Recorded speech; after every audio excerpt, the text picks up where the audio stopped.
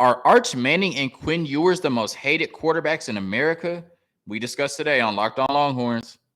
You are Locked On Longhorns, your daily podcast on the Texas Longhorns. Part of the Locked On Podcast Network, your team every day.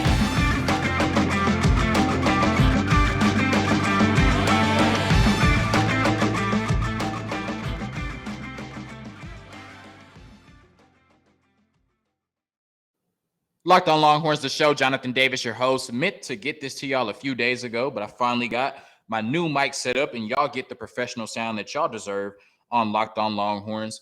We're talking Arch Manning and Quinn Ewers today because they receive so much hate, and I feel like it's past the level of competency. Now I get it. Hype creates hate, and these are two of the most hyped recruiting prospects ever at the quarterback position. Two of the three quarterbacks to ever receive a perfect 24/7 composite score. I understand that. They're at the University of Texas, one of the biggest brands in college football, one of the most hated brands in college football. So I understand that hate. But like I said, it's gone past the level of competency, and it's time to discuss it on Locked On Longhorns. We're going to start with Arch Manning. And I'm going to break this down into three facets because these are three of the biggest criticisms I've heard of Arch. He shouldn't be a five-star. His level of competition is subpar. And he's not the best quarterback in his class.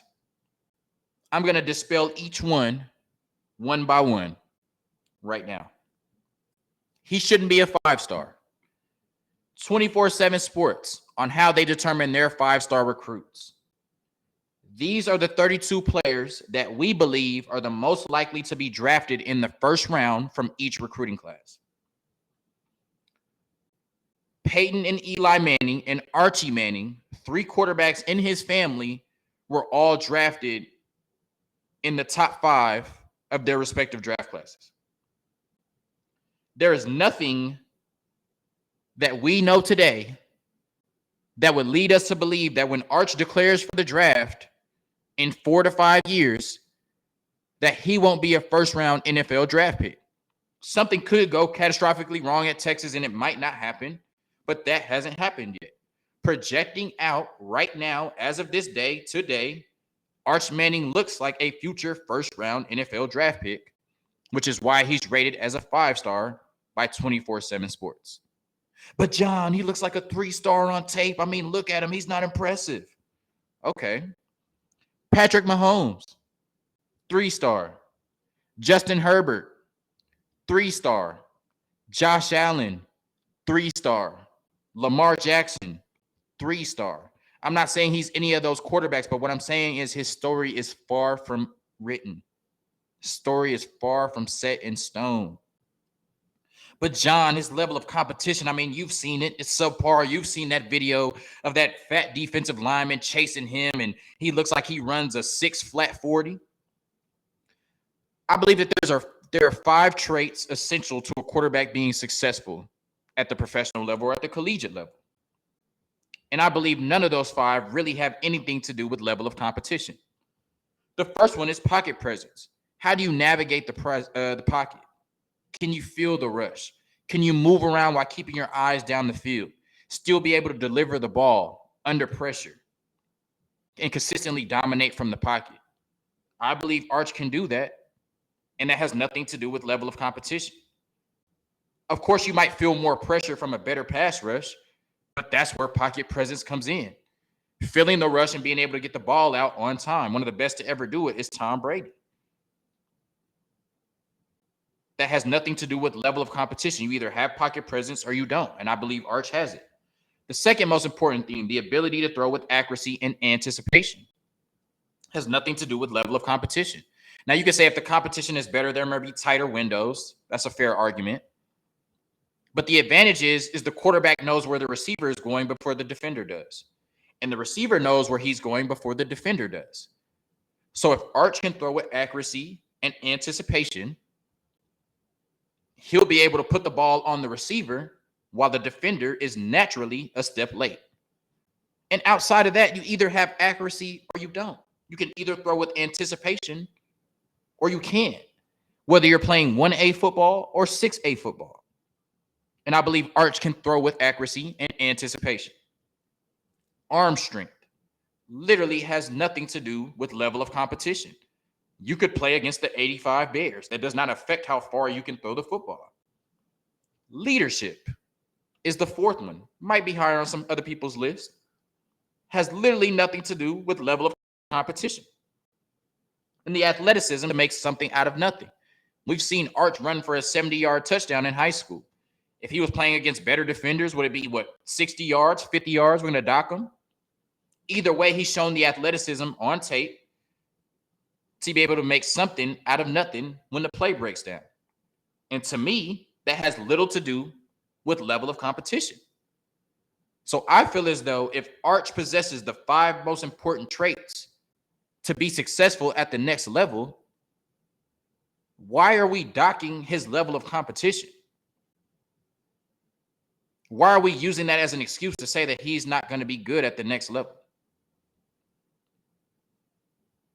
I understand it, but like I said, he possesses the 5 traits most important to a quarterback being successful.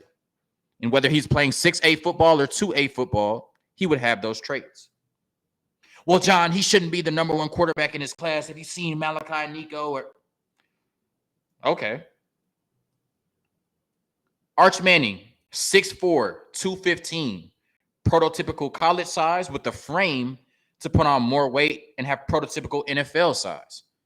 John Garcia, director of football recruiting at Sports Illustrated, compared his body to one of Andrew Luck, the first overall pick in his respective NFL draft class. Let's talk about Arch compared to some of these other quarterbacks, the 4 quarterbacks behind him in his recruiting class. Arch is 6'4", 215. Malachi is 6'3", 182. Malachi has played 1 more game than Arch in his career. Yet Arch has 600 more passing yards than Malachi. Arch has a 65% completion percentage.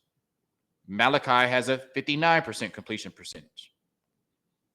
How could the number 1 quarterback in a recruiting class not even be able to complete 60% of his passes at the high school level?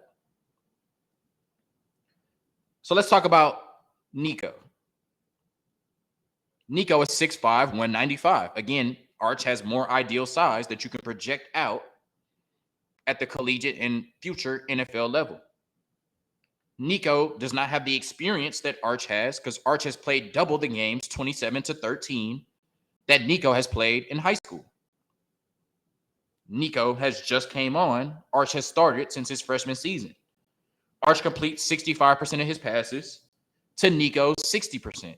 And John Garcia, director of football recruiting at Sports Illustrated, who's been on the show numerous times, has said on this show that Nico has inconsistent mechanics.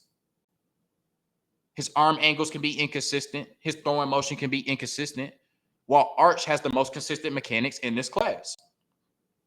Dante Moore, 6'2", 210. Arch is taller and bigger. Dante Moore has played 38 games in his career to Arch's 27, but only has 1,700 more yards, which is an average of 160 yards per game. Arch averages 212 yards per game. He has 31 more touchdowns than Arch in 11 more games, which is a little less than 3 touchdowns per game. Doable for Arch, definitely.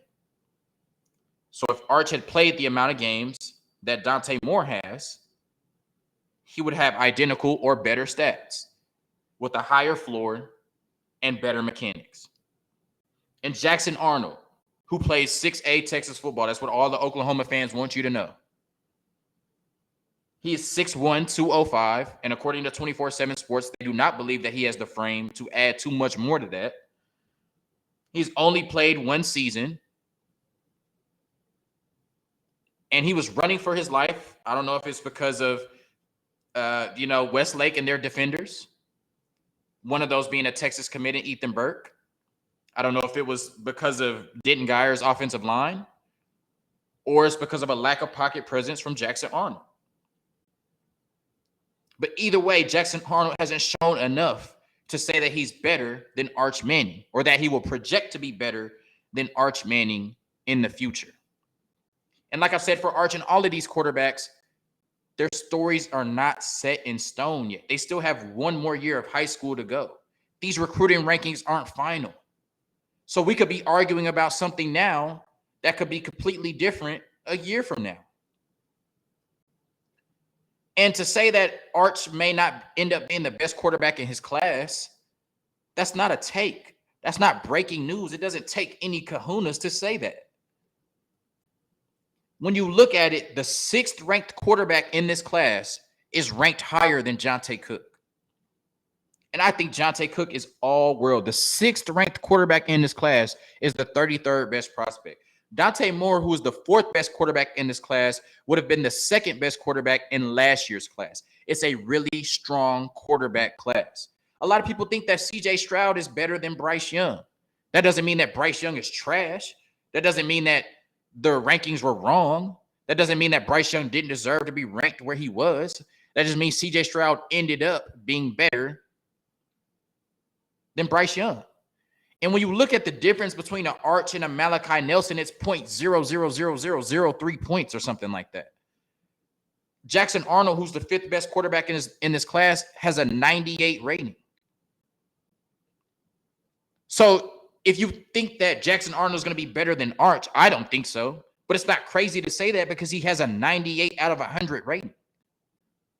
They're all ranked really high. It's a really good quarterback class. And like John Garcia said, Arch doesn't have the strongest arm. He's not the fastest. He's not the most athletic. But the reason he's ranked number 1 and has the highest floor, because if you go through every facet of quarterback play, Arch is no worse than 3rd or 4th in this class of any quarterback. Arch was going to receive a lot of hate because of his name, and it likely increased because he committed to the University of Texas. And we're going to hear this hate for the next 4 years. This year at Isidore Newman, and the 3 years he spends, possibly even 4, at the 40 acres. And the only way to shut up the doubters is to go out there and ball. And with the pedigree Arch Manning has and the weapons he's going to have around him under the direction of Steve Sarkisian, Arch Manning is going to go out there and ball. BetOnline.net is your number 1 source for all your betting needs and sports info. Find all of the latest sports developments, league reviews, and news, including this year's Major League Baseball season. BetOnline is your continued source for all your sport wagering information, including live betting, esports, and scores. Head to the website today or use your mobile device to learn more about the trends and action. BetOnline, where the game starts. Let's talk Quinn Ewers. And I feel like because Arch is committed and there's so much hype and momentum around this 2023 recruiting class that we've forgotten a little bit about Quinn Ewers, who also has a perfect 24/7 composite 1,000 rating or 100 rating, however you want to look at it. Move the decimal point. Likely your starter this year. And he receives a lot of hate. To me, that passes the level of competency. When we look at any top quarterback in their class or one of the best quarterbacks in their class, these top 10 level quarterbacks in their class, we've never had the doubts about them that we seem to have about Quinn Ewers and Arch Manning. Caleb Williams was ranked lower than Arch Manning. Excuse me, Quinn Ewers, I'm sorry. But I distinctly remember everybody thinking that Caleb Williams was going to come in and ball. They told me that Caleb Williams was better than Spencer Rattler, who was ranked really high. And that's likely true. But there wasn't the doubt and the skepticism around Caleb Williams that there is Quinn Ewers. Why? Quinn Ewers is an all-world talent. And he's going to be coached by Sark, who has had the highest scoring offense in the last 10 years, averaging, I think it's 45 points a game at Alabama in his last season there, with Mac Jones, who is nowhere near as talented as Quinn Ewers, who's been compared to Patrick Mahomes. If Quinn Ewers is even 80% of what we think he's going to be, with the best running back in the country behind him, a top 3 receiver in the country to the left of him, Jordan Whittington, Ajay Hall, Isaiah Nair, Jaleel Billingsley, and JT Sanders to throw to with an improved offensive line, Quinn Ewers is going to go out there and ball, even if he's 80% of what we believe he is. And if he's 90 to 100% of what we believe he is, this is going to be one of the best offenses in the country. And Quinn Ewers will be a first-round NFL draft pick 2 years from now. And people want to talk about him being a me player, not caring about the team. As I've said before on this podcast, you can be as rah-rah as you want because you're not the one in the situation. Are we really going to judge a kid for leaving high school, go to Ohio State and being coached by one of the best quarterback whisperers outside of Sark and Ryan Day and getting professional coaching? Are we really going to fault Quinn Ewers for making a business decision if his ultimate goal is to make it to the National Football League? What was Southlake Carroll going to do for him another year there? He went to Ohio State because he has dreams of being an NFL player. He was able to expedite that process while also making $1 million doing it. And you want me to be mad at Quinn Ewers because he left his high school team when he has NFL aspirations? That doesn't tell me anything other than he's smart. I'm not going to dock him for leaving his high school team and Southlake Carroll to go to Ohio State. And as I've said before on the podcast, people try to make the argument that, oh, he went up there and he was fourth string. What else would happen if a quarterback arrived a month before the season started? He couldn't win the starting job. Yes, CJ Stroud was a top 3 Heisman candidate. That's why. CJ Stroud, who had also already had been on campus months before that. Quinn Ewers never had a chance. When has a quarterback ever showed up a month before the season and been named the starter, especially when there's a Heisman-level quarterback already on the roster? Like I said, the hate has just reached the level of competency. Quinn Ewers is going to be inconsistent this year, and Quinn Ewers is overrated, and Quinn Ewers is not good. When has this ever been said about any of the other top quarterbacks? When have we ever been this skeptical about any other top quarterbacks? And I get it. It's Texas. They're going to talk about him like that. I get it. He took the money and went to Ohio State. People hate that. But what you have to acknowledge and what you have to understand is with Quinn Ewers' talent, he's almost in a foolproof situation. Bijan Robinson, Xavier Worthy, Ajay Hall, Brennan Thompson, Isaiah Nair, Jaleel Billingsley, and JT Sanders with an improved offensive line with Sark calling the plays. And you can really fix your lips to say that Quinn Ewers is not going to ball? I just don't understand it. I don't understand the personal attacks about him taking $1 million to go to Ohio State and try to fulfill his dreams of being an NFL player.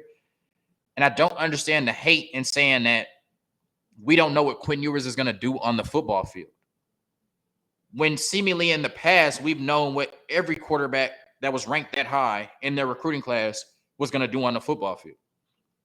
I don't remember anybody or too many people saying that Trevor Lawrence was going to come in and fall flat on his face, or CJ Stroud, or Bryce Young, or Caleb Williams. But somehow we believe that with Quinn Ewers. It could be Texas. It could be the mullet. It could be Quinn. Whatever it is, I don't understand it. Quinn Ewers is going to ball in his time at the 40 acres. Arch Manning is going to follow him, and he's going to ball in his time at the 40 acres. And there's only one way to shut up the haters, and that's to produce on the football field. Quinn Ewers and Arch Manning are going to produce on the football field. So get the jokes in while you can now. Get those Twitter comments in while you can now. But Texas is coming, baby. We see it and y'all see it. That's why y'all are pressed on social media the way y'all are. Now I want to talk about Steve Sarkisian. If you listen to Locked on Longhorns, you know this is a Steve Sarkisian stan account. I love my head coach, especially because he doesn't go up there at Big 12 media days and say some of the craziest stuff I've ever heard, CC Brent Venables. They asked Sark, when did he know that this Texas football team need beef, bigger beef in the trenches? And my forever head coach, Sark, said, truthfully, in the interview. He could have walked in that interview and said, I have the highest scoring offense of the last 10 years. Look what I did with Devontae Smith. Look what I did with Jalen Waddle. Look what I did with Najee Harris. Look what I did with Mac Jones. He said, no. Texas has been able to recruit. Y'all haven't had a Quinn Ewers or Arch Manning, but y'all have had quarterbacks. Y'all have had receivers. Y'all have had running backs. the reason y'all haven't been able to win, the reason Texas isn't back, the reason you've had disappointment on disappointment on disappointment is because football is still won in the trenches. And you haven't invested in the trenches. That's what he told CDC. And CDC said, sign me up.